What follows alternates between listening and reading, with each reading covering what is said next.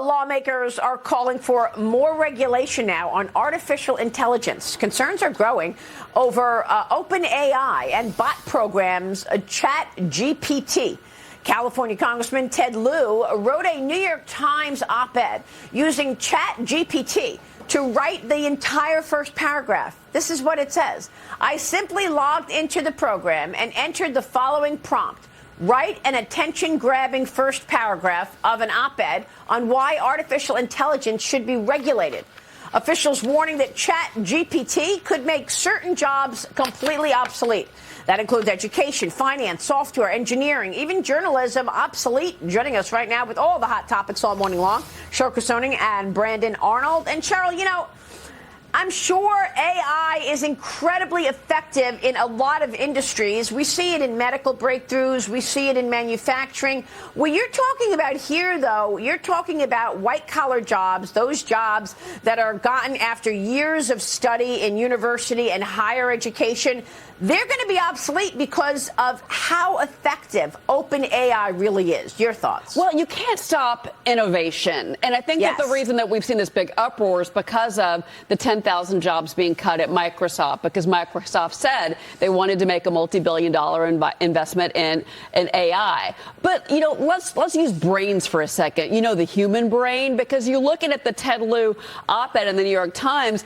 The first line says, imagine a world where autonomous weapons roam the streets. Decisions about your life are made by AI systems that perpetuate social biases. Hackers, launch devastating cyber attacks. Well, you know what? Hackers are already doing cyber attacks before ChatGPT came along.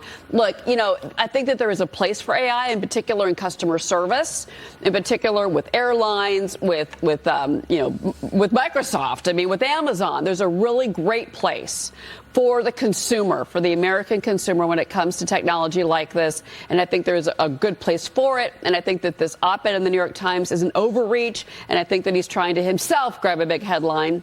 And I guess he has. We're talking about it this morning. Well, look, I mean, there are serious concerns for sure, but you can't stop growth. You can't stop innovation. So I agree with what you said initially, and that is that you don't want the heavy hand of government stopping these innovations. But when does it become a threat? Brandon, a growing number of American school districts are now blaming ChatGPT on cheating concerns. They say it's easy to cheat. One UPenn professor requiring his students to use the chat bot to help with their classwork, calling it useful and emerging skill.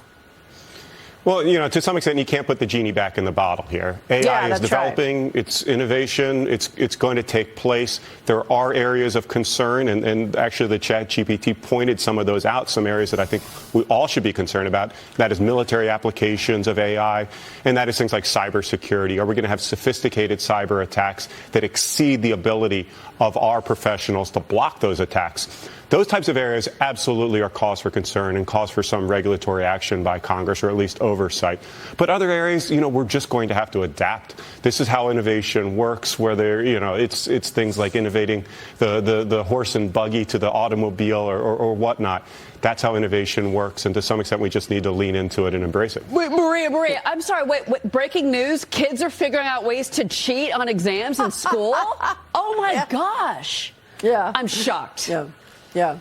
Well, look, have you seen these technologically powered military robots in China? I mean, when you start talking about the national security issues around AI, it is downright scary. So we will continue to zero in on that because there are definitely some worrisome threats here. But I agree. You can't stop innovation. We've got much more ahead this morning coming up.